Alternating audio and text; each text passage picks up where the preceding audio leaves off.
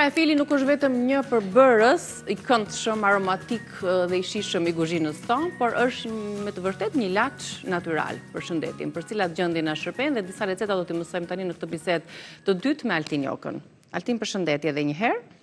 Përshëndetje edhe juve. Karafili, ashtu si shtat ju, apo keni një pyetje? Bëni pyetje më mirë se ndoshta polon para, po më që më kujtua. Jo, më vazhdoj. Karafili është një ilaç për shëndetin. Karafili, në opinionin tim, është diamanti i natyrës që pastron, rigjeneron dhe kthen energjinë jetësore. Është produkti që ka nivelin më të lartë të antioksidantëve nga gjithë erëzat.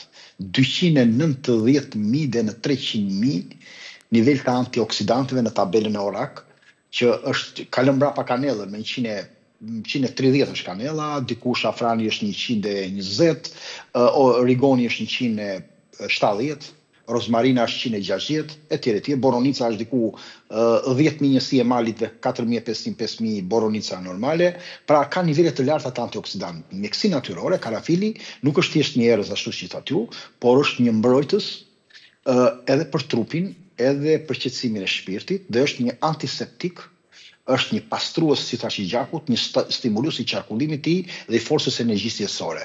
Dhe jo më kot, edhe në mjekësinë moderne, eugenoli, pra pjesa kryesore e karafilit, si molekul është përdorur për problemin e qetësimit të dhimbjeve të dhëmbit duke u bërë dhe ilaçe. Faktikisht në përbërjen e tij, karafili ka diku 70 deri në 90% ka eugenol, është përbërësi kryesor i vajt esencial të karafilit, që është vërtet një fenol natyral me fuqi të jashtëzakonshme antibakteriale, antifugale, antivirale. Duke shkatruar dhe aspektin e qelizave bakteriale dhe pashtu duke shkaktuar vdekjen e tyre. Ne kemi studime të tepërta për të që eugenoli, për shembull në 2017 në gazetën e mikrobiologjisë kemi parë që përdorimi i eugenolit nga karafili është një nga vrasësit e shiakolit, apo i 4-5 baktereve tjera më tepër se sa mund t'i vlisnin ndoshta dhe ilaçet. Nga ana tjetër, karafili ka beta kariofilen, e cila është një lëndë, ose më saktë një element natyror në karafil, që është një modulator i sistemit endokannabinoid. Çfarë është sistemi kannabinoid? Është një nga sistemet më të zgjuara dhe inteligjente në trupin tonë, sistemi i brendshëm, që bën një rregullim të ekuilibrimit të qelizave. E mban trupin gjithmonë në gjendje të homeostazës dhe në ekuilibër dhe qetëson inflamacionin, ul stresin, modulon imunitetin ku ka probleme, ndihmon gjumin, oreksin, problemet me dhimbjet e kyçeve, dhimbjet në përgjithësi, humorin, nivelin e energjisë, është ky lloj sistemi, pra endokannabinoid, i cili ndikohet nga niveli i beta kariofilenit që ka karafili. Nga ana tjetër, duhet kuptojmë që karafili ka dhe acetil eugenolin, ka vanilinën, ka taninat dhe ka flavonoide të mira. Të gjitha këto janë antioksidant dhe janë antitumorial dhe ndihmojnë përsërimin e shpejtë si në aspektin qelizor, qoftë në aspektet e tjera të sëmundjeve inflamatore që ne mund të kemi. Nga ana tjetër ne dimë mirë që pjesa kryesore e eugenolit shkakton mukozën e baktereve bazë, të cilët janë të papërshkrueshme ndoshta edhe nga antibiotikut.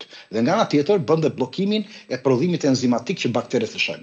Sepse nga këto enzima që marrin këto baktere rrisin nivelin e energjisë tyre për të shurmuar. Dhe është karafili i cili bën ndalimin e tyre duke bërë dhe sintezën e ADN-s, duke ndaluar dhe shumëzimin e këtyre qelizave. Nga ana tjetër, antivirali i tij në 2021 në një nga gazetat kryesore tek hepatiti është parë që ka luftuar madje edhe problemet e Covidit edhe të sëmundjeve inflamatore apo sëmundjeve të gripit, kur është përdorur kaq. Jo më kot të parë tanë mbani nga ngosh karafilin në gojë, jo vetëm për aromën dhe për pastërtinë e dhimbjen e dhëmbit, por duhet të dini diçka më tepër, ose nga eksperjenca e tyre, nga praktika, nga mençuria. Në mëngjes, sidomos në mëngjes, kur trupi është në fazën e pastrimit dhe të detoksifikimit, sepse ka kaluar nga darka dhe ai është akoma në atë fazë, veshka, zora dhe të tjerat, sepse kanë punuar gjatë gjithë natës për të nxjerrë toksinat. Në këtë moment, në momentin që ne do marrim një karafil, stimulatori ose stimulisi i prodhimit të lëngjeve gastrite dhe enzimave tretëse rritet nga marrja e karafilit në gojë. Është shumë e rëndësishme. Më e rëndësishme se ndoshta pirja, si thonë njerëzit, pi ujë me karafil unë etj. Kur merret me ujë të ngrohtë, pra në formën e çajit, ai bën dhe zbrazje të zorës shumë të mirë dhe në ana tjetër bën dhe parandalimin e fryreve dhe gazrave, sidomos pas vaktit të mëngjesit. Nëse konsumojmë mëngjes, E mira është që sikur një fixhan kafeje të konsumojmë me çajin e karafilit, do jetë nga më të mirat. Por, midis tjerave, duke përdorur her pas here dhe edhe vajrat, po edhe përdorimi i shpeshtë i tij, shqetëson problemet e dhimbjeve menstruale. Madje në disa kultura thonë që është më i shëndetshëm edhe më i fortë se sa sherebela, që kemi probleme me dhimbjet menstruale, problemet e dhimbjeve të kyçeve, të muskujve, problemet e kyçeve të muskujve që kanë gratë, sidomos në kohën e menopauzës. Po nga ana tjetër ne dimë që rrit edhe sintezën e testosteronit për problemet e lythave që tham, por edhe problemin e fuqisë potenciale apo edhe për rritjen e elementeve të tjerë, se testosteroni kemi folur nuk është vetëm për të, rrit qarkullimin e nivelit të gjakut, por është shumë gjë e mirë. Po mirë, mund të tregojmë mund të themi disa receta ku të kenë gozhdët e karafilit, përveç atyre të kuzhinës, ose ne kemi përdorur shpesh si erë, si plurë, me radhë. Për shembull, më e thjeshta është mbajtja e një gozhde në qarkullim në përgojë, dhe më pas atë dhe e konsumojmë apo jo? Jo vetëm për të përfituar ato aromë. Derisa të djegë. Që të lëshohet beta kariofileni, që është baza kryesore e flavonoidës, që të arrisin qarkullimin e gjakut dhe të duke kaluar në nivelin enzimatik, duke rregulluar edhe problemin e kërpurdhrave në gjuhën tonë, por dhe nivelin e prodhimit enzimatik, edhe po gjithashtu edhe për të rregulluar disa probleme edhe me dopaminën, sepse shumë e ngjashme me dopaminën duke influencuar karafili. Kjo është shumë e gjatë.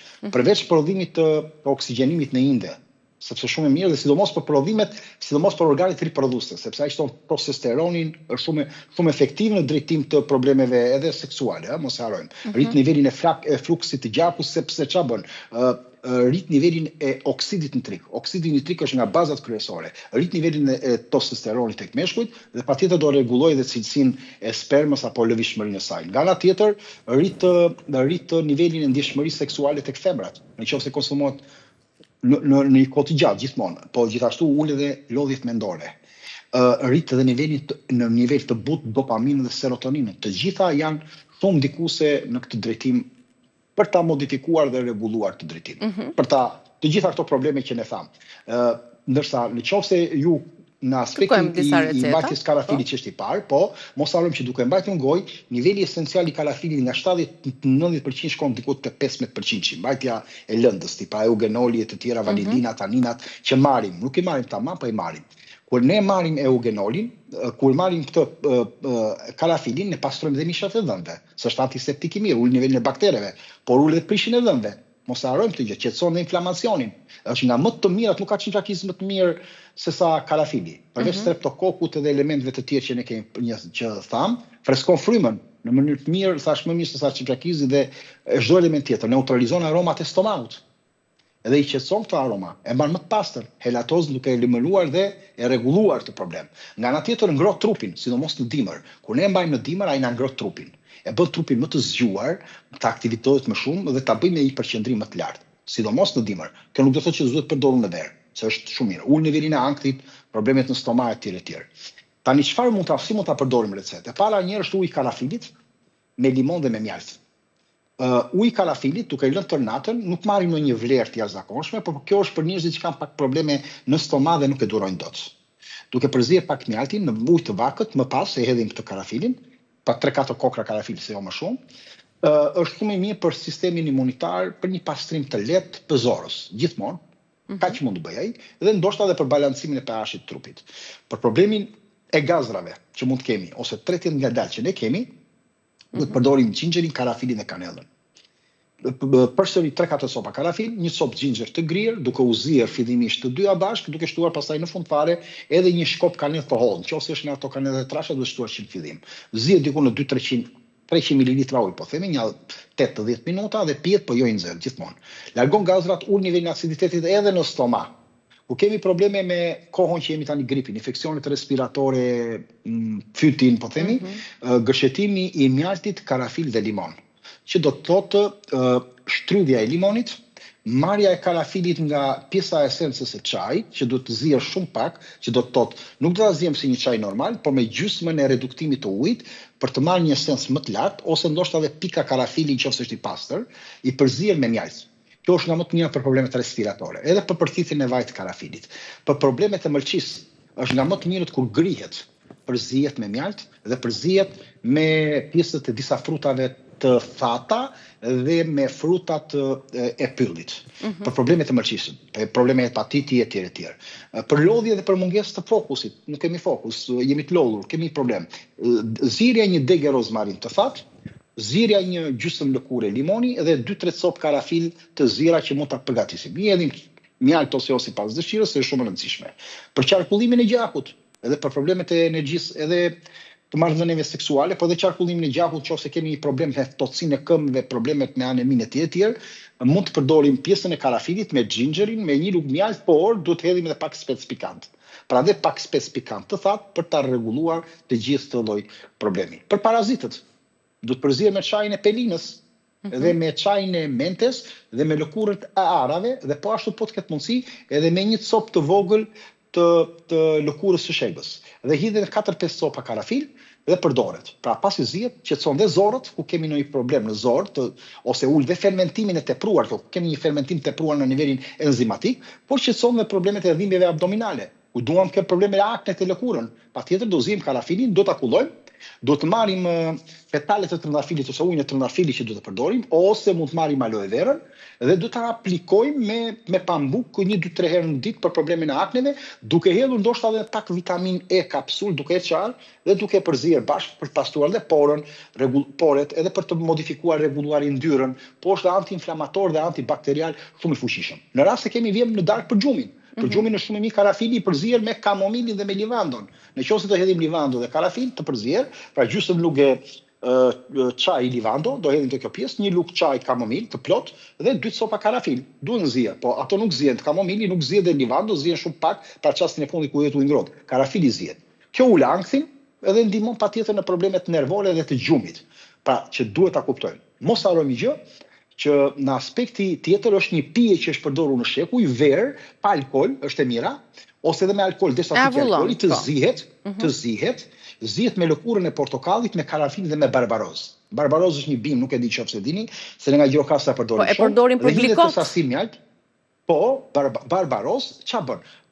Duhet konsumuar, kjo është mund të jetë një mjetet më të mira, sidomos i pijet i ftohtë në verë, kjo bëhet e trashë në formë likeri, duke u zirë me orë të tëra. Pra dhe karafili dhe vera dhe mjalti dhe barbaroza, dhe këto mund ta bëjmë në dimër, kjo ngroh trupin. Ku ne marrim e ngrohim pak, është dhe një pije këndshme për dimër. Dhe ritoksigjenimin, po forcon zemrën shumë, sepse ka nivele të resveratolit dhe duhet dim mirë në nivelin sinergjik, gërshetimi i resveratolit me eugenol dhe me kanellën ndihmon në të gjakut. Në ana tjetër është i pastrues i organizmit, është antibakterial dhe antiviral. Në ana tjetër qetëson sistemin imunitar, po ndihmon dhe tretjen, dhe rrit nivelin e energjisë seksuale sepse jep një relaksim emocional, muskulor dhe po ashtu ndihmon në rritjen e pjesëve të dopaminës që thithet pak më mirë. Kjo që ne mund të përdorim shumë receta tjera. Përveç tyre ne mund ta gatuajmë edhe në gatimet e përditshme që ne mund të e përdorim patjetër në gatime, në ëmbëlsira, në gatime në çajra e me radhë. Faleminderit Altin, besoj se ishin të mjaftueshme dhe jo më kot zgjodhëm gozhët e karafilit si një nga erzat më të këndshme të kuzhinës. Po doni ju theni diçka të tjera, por ju e dini, por mos e shumë. Gjatë pa herë tjetër besoj. Na kanë mbaruar minutat për sot, kështu që ne të falenderojmë edhe për këshillat që përcollëm. Të urojmë ditë të mbarë. Faleminderit shumë. Faleminderit të gjithë publikut që na kanë ndjekur. Kalofshi mirë, shihemi nesër me Reze Dielli.